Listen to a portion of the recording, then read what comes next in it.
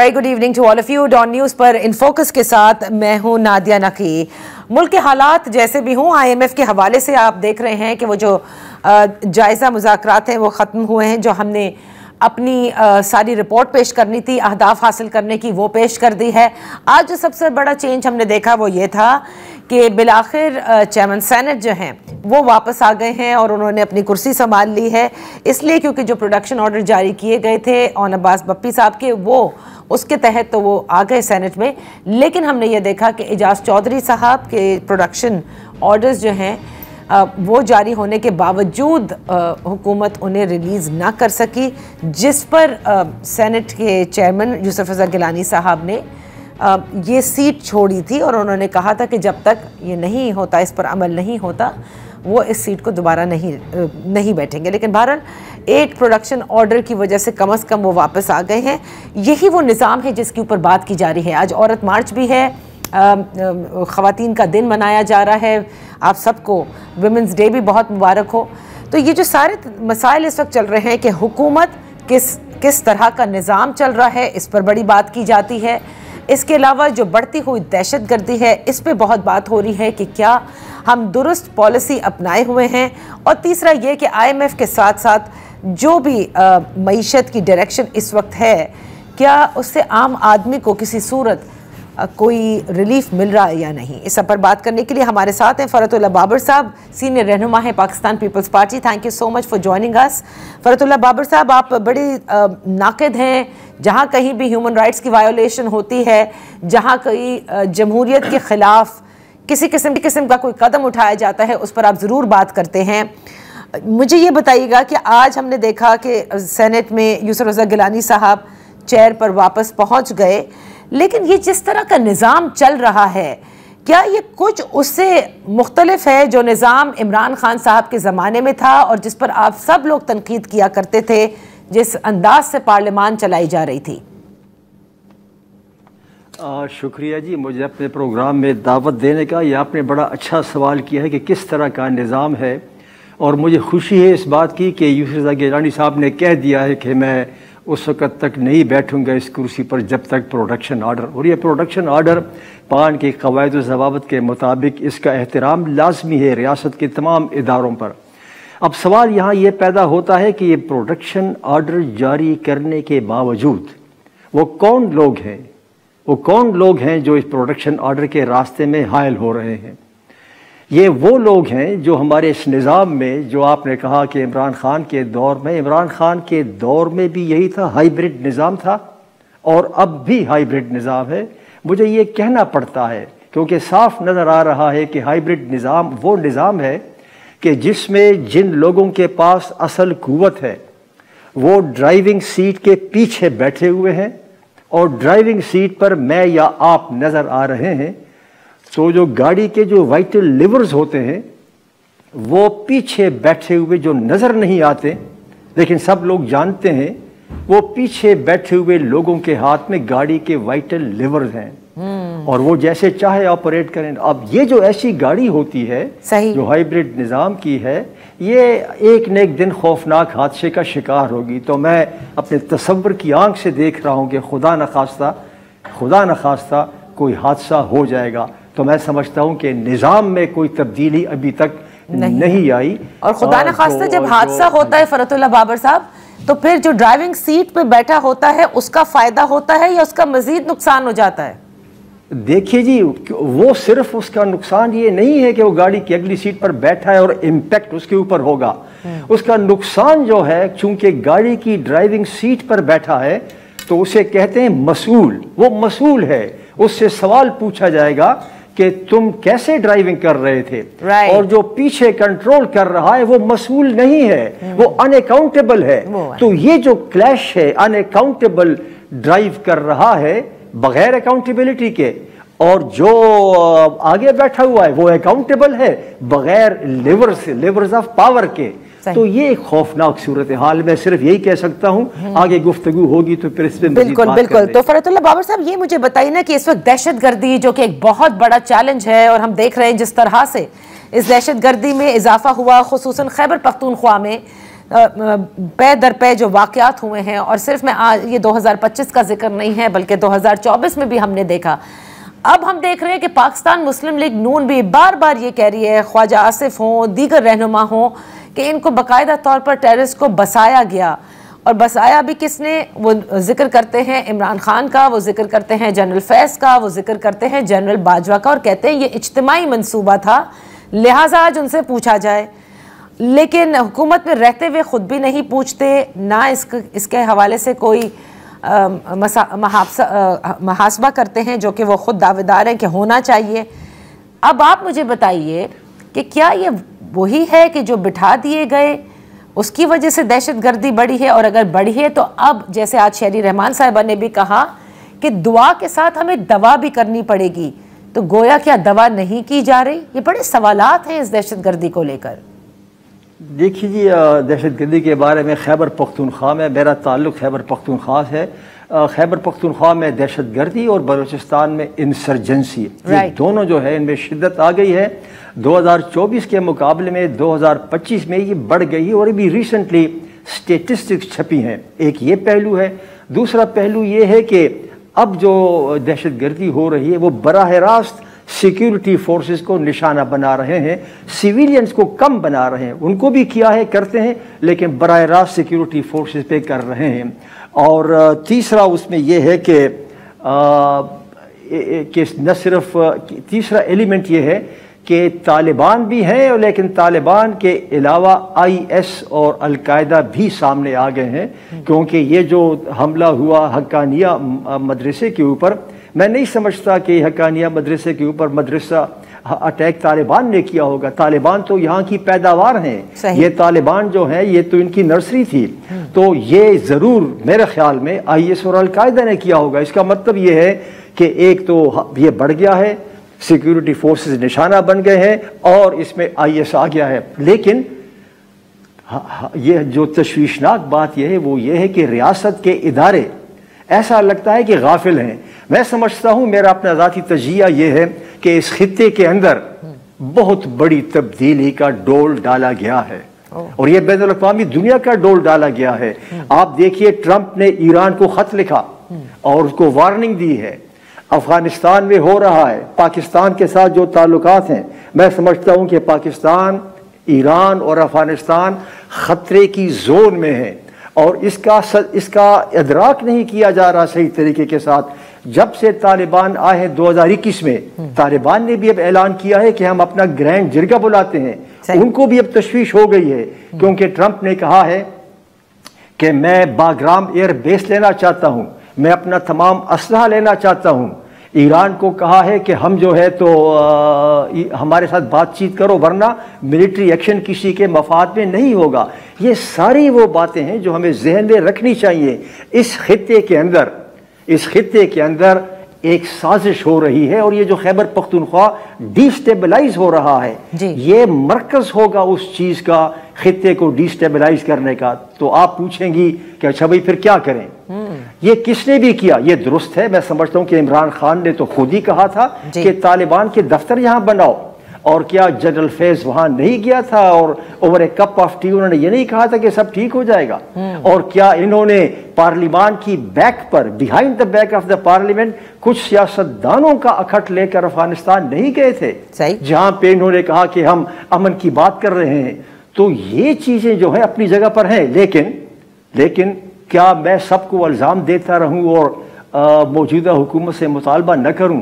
क्या मैं सब ये कहता हूं कि गलत हुआ? मेरा पहला मुतालबा रियली ये है कि इस चीज़ की अर्जेंसी को मद्देनज़र रखते हुए फिलफौर पार्लियामान का मुश्तरका इजलास बुलाया जाए। सही। और अगर ज़रूरत हो तो इन कैमरा बुला लो, ज़रूरत हो तो उन्हें बाहर के लोगों को भी बुला लो, क्योंकि रियासत का कोई फ़र्द वाहिद, कोई एक हुकूमत, कोई एक सियासी जमात और कोई एक इदारा, खा कितना ही ताकतवर क्यों ना हो, वो अक्ले कुल नहीं होता। सही। तो मैं समझता हूं कि फौरन जॉइंट सेशन बुलाया जाए। अच्छा, और जाहिर है कि उसी में डिस्कस हो सकता है। फिर एक और जो हमने गुज़िश्ता रोज़ देखा, फरहतुल्लाह बाबर साहब के हुकूमत ने वज़ारत दाखिला की तरफ से ये एलामिया भी आया, प्रेस रिलीज़ आई, जिसमें उन्होंने कहा कि 31 मार्च तक की डेडलाइन दी गई है और गैर मुल्की तारकीन वतन जिसका केयर टेकर सेटअप से हमने आगाज़ किया था कि उन्हें वापस जाना होगा, न सिर्फ वो बल्कि वो अफगान जिनके कार्ड्स हैं CCA जो कहलाते हैं, उनको भी ये कहा गया है कि आपने वापस चले जाना है। मैं आपसे ये जानना चाहती हूँ कि एक तरफ हमारे पास दहशतगर्दी के मसाइल हैं, TTP supported by Afghan Taliban है, अफगानिस्तान से मामलात वैसे ही ख़राब हैं, ये जो पॉलिसी डिसीजन लिया जा रहा है ये पाकिस्तान के लिए दुरुस्त साबित होगा या आप समझते से मज़ीद मसाइल पैदा हो सकते हैं?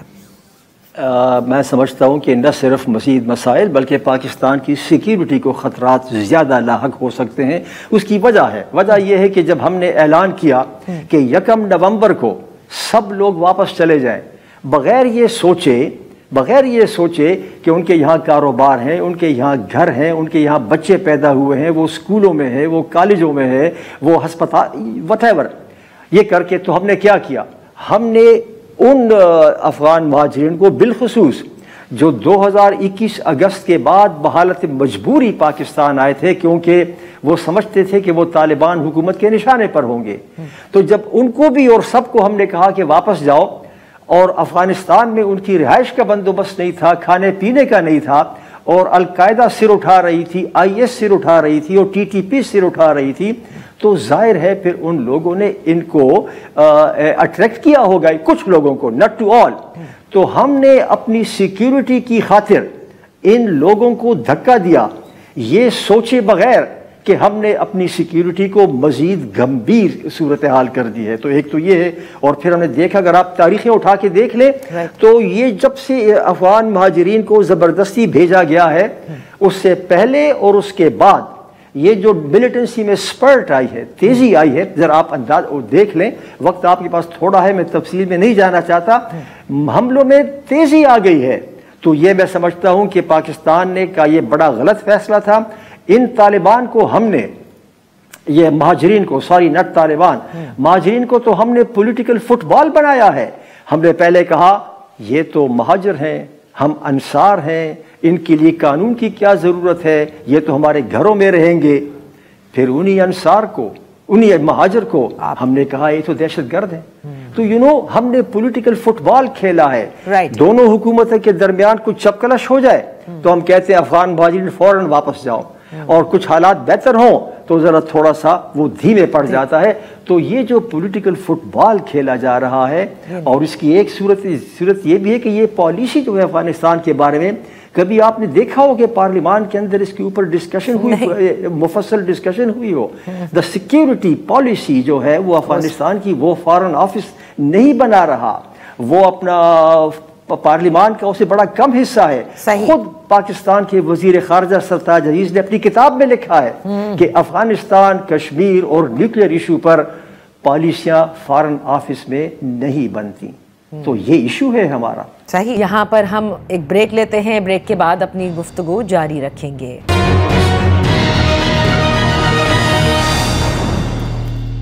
Welcome back. आप देख रहे हैं इन फोकस। थोड़ा सियासी साइड के ऊपर जाना चाहूंगी फरतुल्ला बाबर साहब। This is not the first time कि हम देख रहे हैं कि एक सियासी जमात इस वक्त पाकिस्तान तहरीक इंसाफ वो is at loggerheads with the establishment, और उसके बाद उनके साथ जो मामलात हो रहे हैं वो आपके सामने हैं। इससे कबल जो है वो पाकिस्तान मुस्लिम लीग नून के साथ, पाकिस्तान पीपल्स पार्टी के साथ पिछली हुकूमत में हम देखते थे कि वहाँ मामलात ठीक नहीं थे। तो ये जिस तरह से इमरान खान साहब ने एक सियासी तौर पर स्टैंड लिया हुआ है और वो पीछे हटने को तैयार नहीं, ना तो वो डील कर रहे हैं, ना ही किसी डील का हिस्सा बनना चाहते हैं। आप समझते हैं कि एज अ पॉलिटिकल लीडर उन्होंने बिल्कुल दुरुस्त फैसला किया है कि मतलब उन्होंने अपने रिलीफ के लिए कम से कम झुके नहीं हैं, या आप समझते हैं कि अपनी पॉलिटिकल स्पेस वो इस तरह और कम कर रहे हैं? मेरी राय और मेरी टेक इस पर थोड़ी सी मुख्तलिफ है। जहाँ तक इमरान खान का ये कहना है कि मैं इस्टेब्लिशमेंट को सियासत से बाहर निकालना मेरा अज़्म है, तो बड़ा दुरुस्त है, बड़ा सही है, तमाम सियासी जमातों को ये कहना चाहिए। लेकिन सवाल मेरे जहन में ये पैदा होता है कि क्या इमरान खान वाकई जेन्युइन है इस पर? अगर वो जेन्युइन हो तो हकीकत ये है कि एवरीबडी मस्ट सपोर्ट हिम।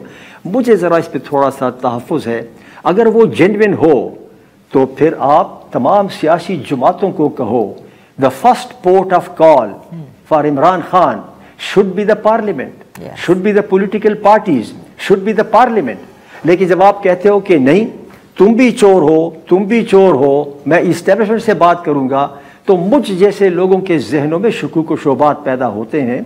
अगरचे उसकी ये बात कि मैं इस्टेब्लिशमेंट को बाहर निकालना चाहता हूँ उसके साथ मैं 100% मुत्तफिक हूँ, लेकिन मुझे शक है क्योंकि मैंने देखा है कि यही सेम पेज का मंत्रा उनके दौर में भी था, यही सेम पेज का मंत्रा अब भी है।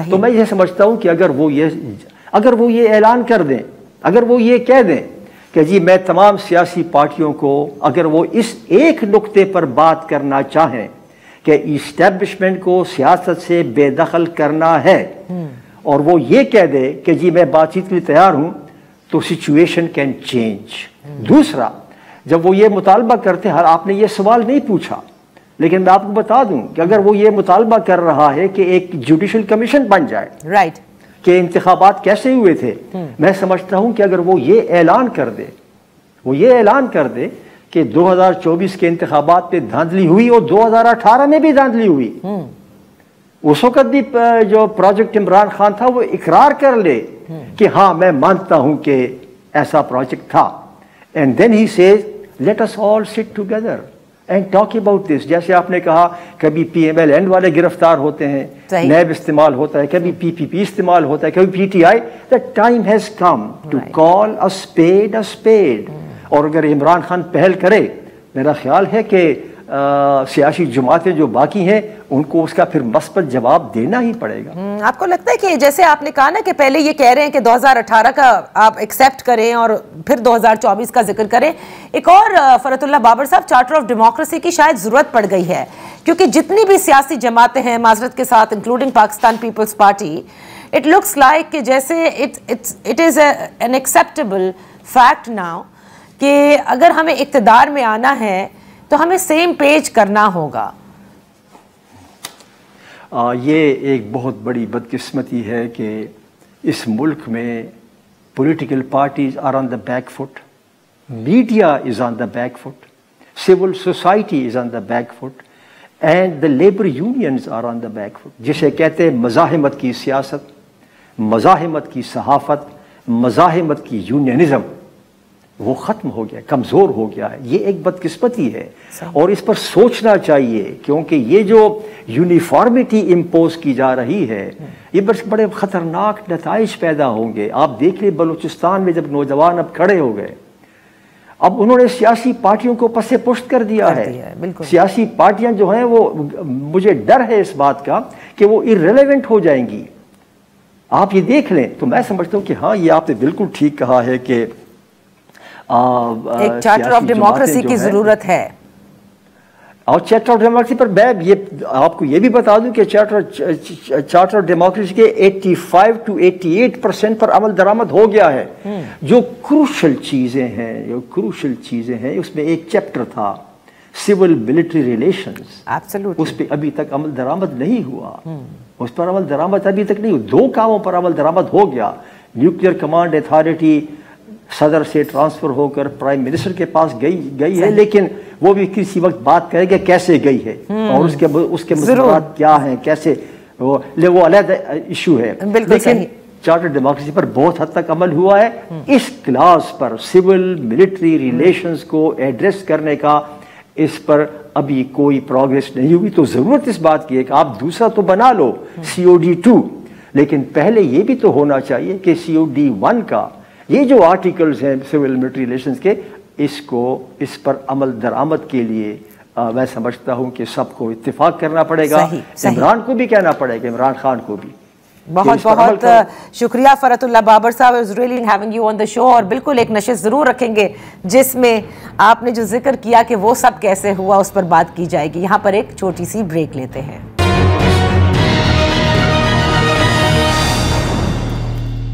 Welcome back. IMF के साथ पहले मरहले के मुज़ाकरात मुकम्मल हो गए और पाकिस्तान ने अहदाफ के बारे में जो रिपोर्ट है वो भी जमा करा दी है।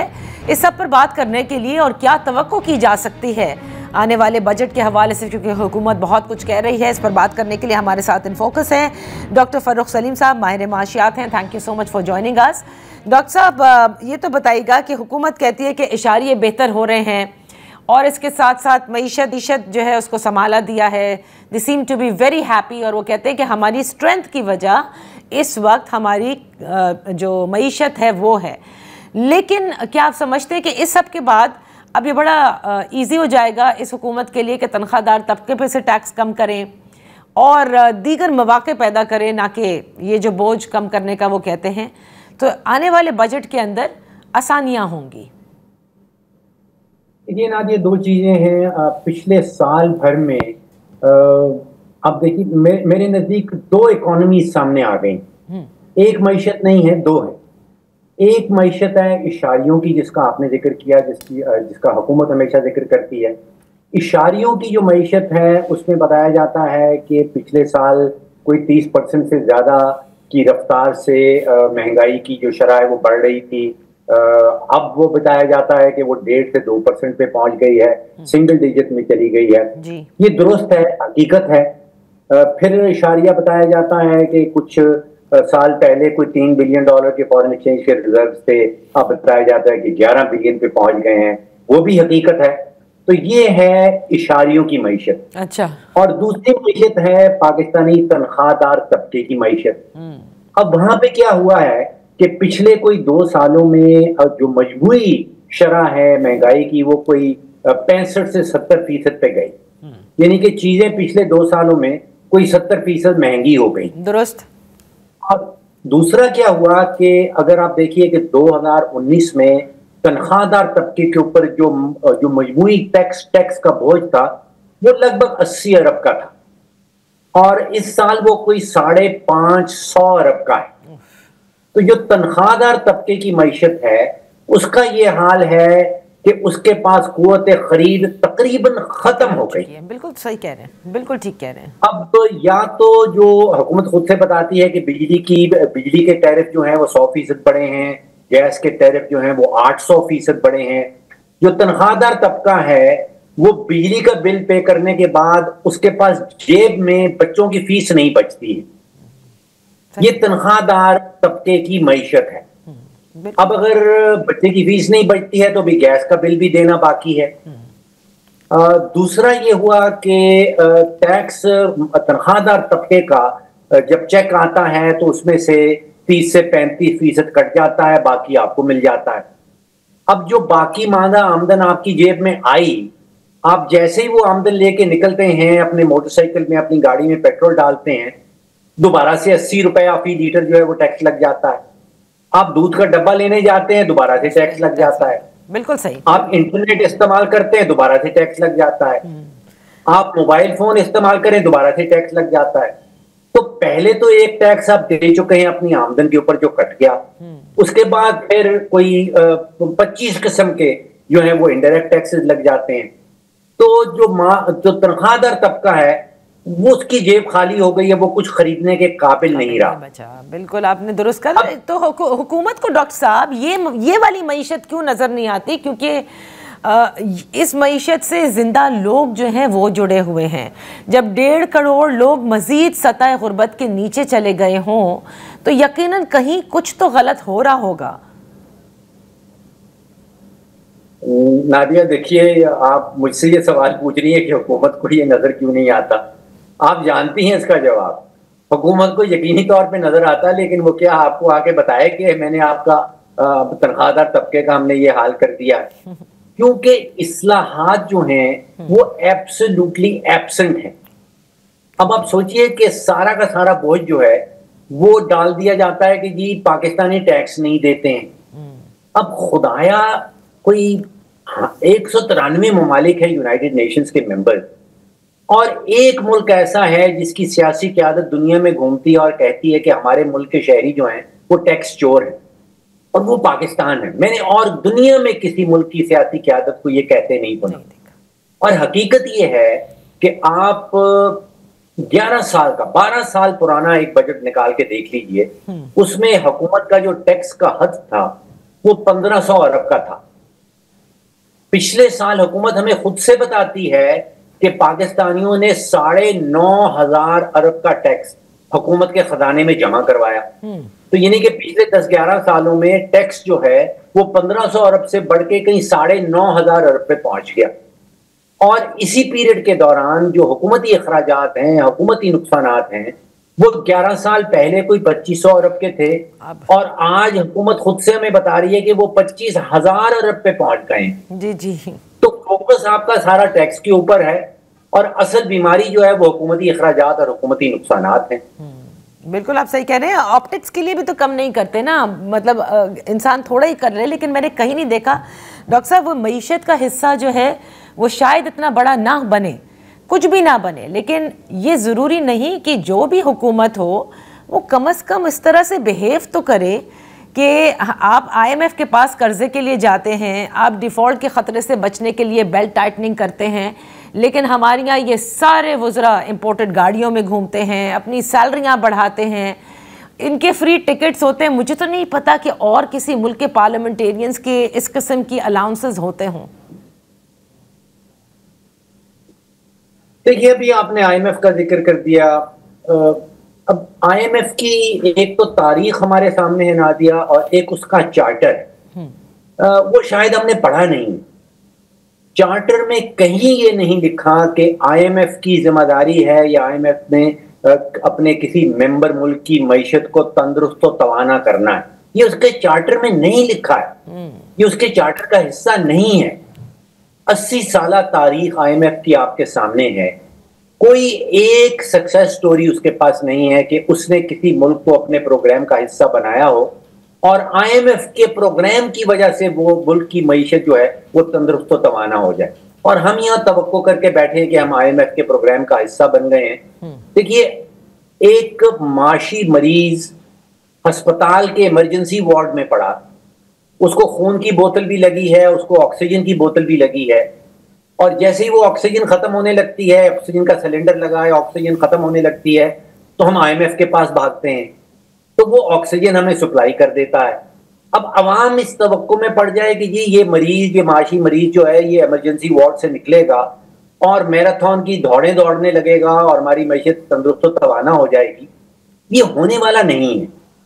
ये होगा जब होम ग्रोन इकोनॉमिक पॉलिसी होगी। अब मुझे याद आता है कि वज़ीर आज़म शहबाज शरीफ साहब ने एक कमेटी तश्कील दी थी कुछ माह पहले, जिसमें होम ग्रोन इकोनॉमिक पॉलिसी बननी थी। उसकी कोई पेशरफ्त हो नहीं पाई, वो आगे नहीं बढ़ पाई। अब वो युगांडा जैसे मुल्क हैं, रवांडा जैसे मुल्क हैं जो IMF का हिस्सा बनते थे, और उनकी जो माशी एक्सपर्ट थे वो अपनी पॉलिसी IMF के पास लेके जाती थे कि ये प्रोग्राम, इस प्रोग्राम के ऊपर हमने अमल दरामद करना है। अब जब हमारी माशी क़यादत जो है वो अपनी home grown economic policy IMF के पास जब तक नहीं लेके जाएगी, तो उस खला को पुर करने के लिए IMF हमें अपना पैकेज दे देती है। बिल्कुल। और फिर उससे हम तवक्को लगा बैठते हैं कि शायद हमारी मईशत जो है वो तंदुरुस्त तवाना होने वाली है। तो ऐसे होने वाला नहीं है।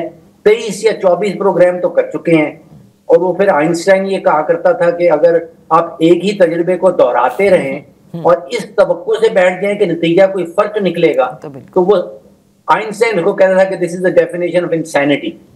तो बेसिकली हम इंसेन में आपने हम सबका शुमार कर दिया है। डॉक्टर साहब ये बताएं ना कि पहला साल हुकूमत का ऐसा होता है जिसमें वो इंतहाई सख्त फैसले ले सकता है, और मईशत की क्योंकि इस्लाहात का खुद शहबाज शरीफ साहब जिक्र किया करते थे कि हमें रिफॉर्म्स करना पड़ेगा, वो कौन से फैसले थे जो वो ले सकते थे? इसलिए क्योंकि दूसरे साल और तीसरे साल जैसे ही आपका शुरू होता है तो आपकी हुकूमत थोड़ा वीक होना शुरू होती है, जो पाकिस्तान की तारीख में नज़र आया है हमें। कौन से इस्लाहाती स्टेप्स थे जो पहले साल में ये ले सकते थे, at least to go in the right direction? Nadia, मुझे महसूस ये होता है कि हुकूमत मईशत को बड़ा एक पेचीदा सा टॉपिक बना के पेश करती है। मईशत सीरियसली एक मैथ का सवाल होता है कि 1+1 2 बनना है। अब आप सोचिए कि अगर सिर्फ एक रिफॉर्म एफर्ट की बात की जाए, दुनिया की कोई भी मईशत जो है वो आपने 10 मंजिला बिल्डिंग बनानी है या 100 मंजिला खड़ी करनी है, उसकी बुनियाद जो है वो तवानाई का सेक्टर है, वो एनर्जी का सेक्टर है जी। अब हम प्रोग्राम बनाते हैं, हम बड़ी बड़ी उम्मीदें रखते हैं कि हम $60 अरब की एक्सपोर्ट कर लेंगे और हम ये तीर मार लेंगे। अगर आपका तवानाई का सेक्टर जो है वो पूरे मुल्क को और पूरे मुल्क के एक्सपोर्टर्स को 12-13 सेंट की बिजली दे रहा है, और आपके जो कंपेटिटर्स हैं, हमारे जो कंपेटिटर्स हैं जिसमें इंडिया, चाइना, बांग्लादेश, वियतनाम, वो 5-6 की बिजली दे रहे हैं, तो फिर वो जो एक्सपोर्ट के हद रखे हैं, टारगेट्स रखे हैं, जिन इस्लाहात का आप जिक्र कर रही हैं कि वो कौन सा काम कर सकते थे, अगर कोई एक काम हो सकता था तो वो बिजली के शोबे के अंदर जो इस्लाहात हैं वो होनी चाहिए थी, क्योंकि वो बुनियाद है पूरी मईशत की। सही, बहुत बहुत शुक्रिया doctor Farooq Salim for being with us on in focus. यहाँ पर हम एक ब्रेक लेते हैं, जब ब्रेक के बाद वापस होंगे तो कहा जाता है कि तारीख में क्राइम की सबसे पेचीदा स्टोरी जो कराची में इस वक्त तफ्तीश जिस पर जारी है उस पर बात करेंगे।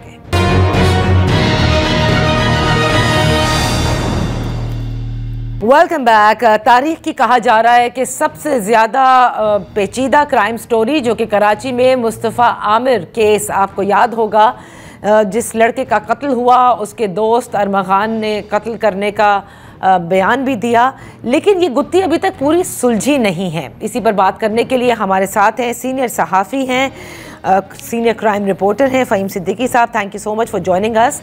फ़हीम, ये मामला लगता है कि बहुत पेचीदा होता चला जा रहा है, इसलिए क्योंकि हम देखते हैं कि इस पूरे केस के अंदर नए नए नाम भी आ रहे हैं और नए नए काम भी आ रहे हैं नामों के साथ। यानी कि ये महज सिर्फ एक कत्ल की बात नहीं है, बल्कि यहाँ पर अब जिक्र न सिर्फ ड्रग्स का है, बल्कि हमने देखा कि मनी लॉन्ड्रिंग का भी जिक्र हो रहा है।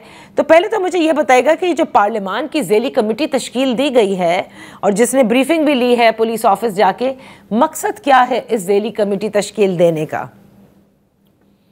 अब देखिए, जिस तरह से मीडिया में इस केस को एक हाइप मिली और अरमगान ने जिस तरह से जो है वो गिरफ्तारी से बचने के लिए उस वक्त पुलिस मुकाबला किया पुलिस से, उसके बाद जो है इसमें बहुत ज्यादा इंटरेस्ट पैदा हो गया था, पब्लिक का भी और मीडिया का भी। और मीडिया में चूंकि इस कहानी को जब लेके आगे बढ़ा गया तो इसमें मुख्तलिफ चीजें निकलती चली गई, क्योंकि घर से 64 लैपटॉप्स का मिलना, 55 के करीब जो है वो कैमरे लगे होना, मोशन डिटेक्टर्स होना, फायरिंग करना, ऐसा असलाह जो गैर कानूनी, तो गैर कानूनी एक आम सी बात है, जो पाकिस्तान में बैंड है, जो नहीं मिल सकता पाकिस्तान में। एक ममनुआ बोर होने के अलावा उस असले का मिलना जो है नहीं पाकिस्तान में, मिलना ही नहीं चाहिए।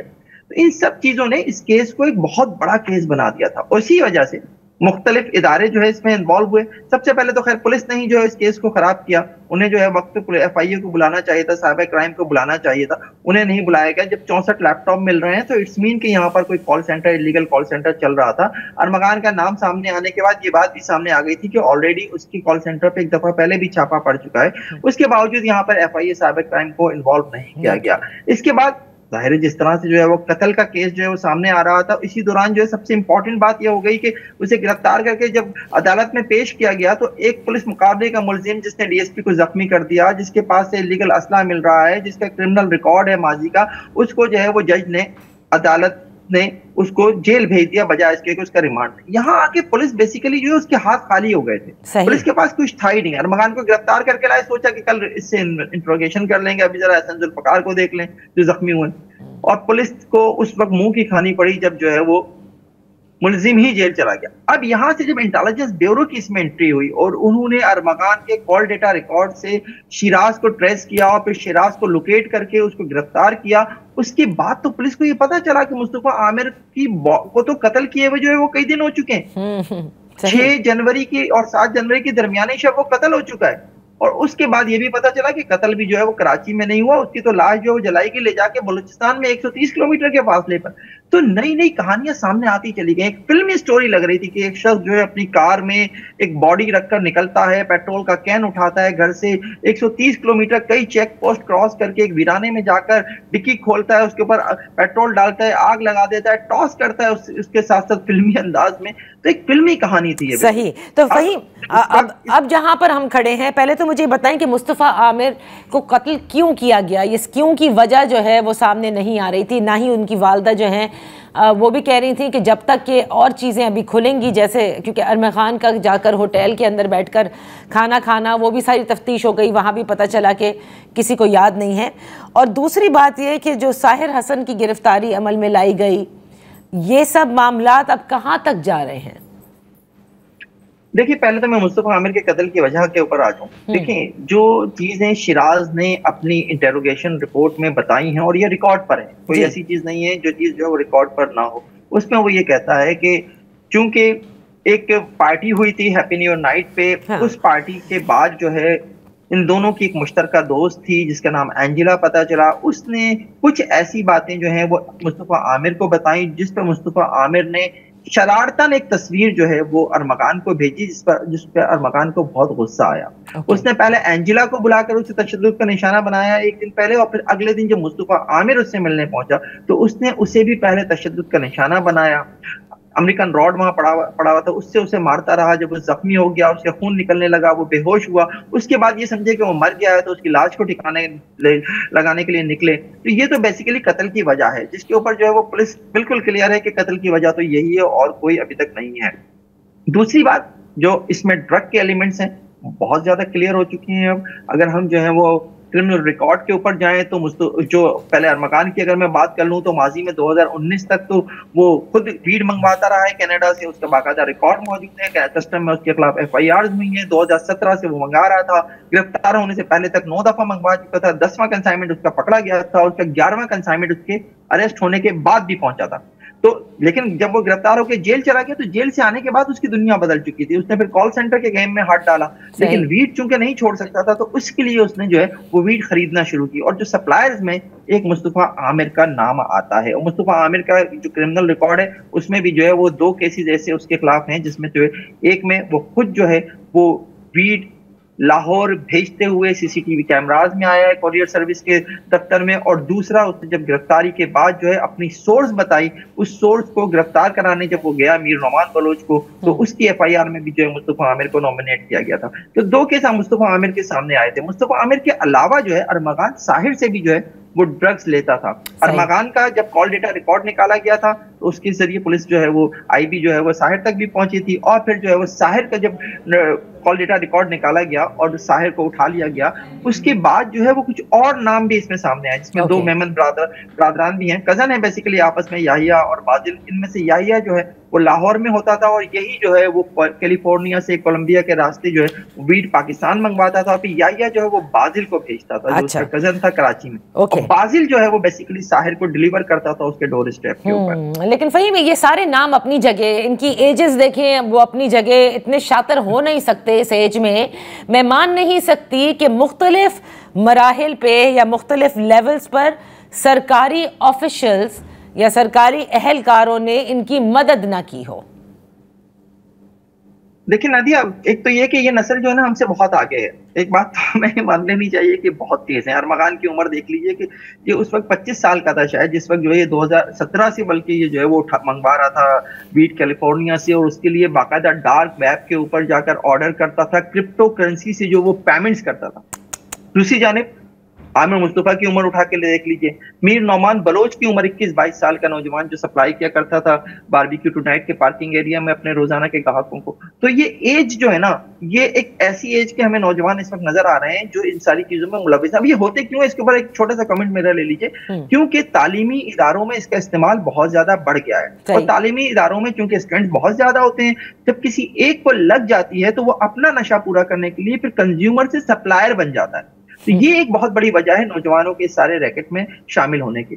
अब जो आपका अगला सवाल है कि क्या ऑफिशियल इसमें मुलविस नहीं होंगे, डेफिनेटली हैं। कस्टम के जो केस है जो किया गया अरमगान के खिलाफ, उसके जब चालान पेश होता है तो जज उसे मुस्तरद कर देता है। मुस्तरद करते हुए लिखता है कि आपने इस केस में कामरान कुरैशी को इंटरोगेट नहीं किया। कामरान कुरैशी ने अगर ये कह दिया कि वो जिस वक्त ये वीड आ रही थी कनाडा से तो वो तो अमेरिका में था, आपने ना उसका पासपोर्ट चेक किया ना कोई चीज चेक की। अहमद गफ्फार और कई नाम जो उसमें और भी थे जो जिनसे जो है अरमगान का एक टेलीफोनिक राब्ता वीड के सिलसिले में एस्टैब्लिश हुआ था, उनको भी उस वक्त जो है वो नहीं बनाया गया केस में मुलजिम। सिर्फ और सिर्फ इकलौता अरमगान उस केस में जो मुलजिम बना। तो ये सारी चीजें इस बात का सबूत है कि जनाब लोग इन्वॉल्व हैं, कहीं मुख्तलिफ जगहों पर लोग इन्वॉल्व हैं, और इस सारे केस में भी अभी मुख्तलिफ नाम आना शुरू हुए हैं। सही जाहिर है पुलिस इतने आसानी से नहीं बोलती, लेकिन जो चीजें जराये से हमें मिल रही हैं उसमें बहुत सारे ऐसे नाम आ रहे हैं जिनका ताल्लुक जो है वो ऐवानों से भी है, जिनका ताल्लुक दीगर जगहों से भी है।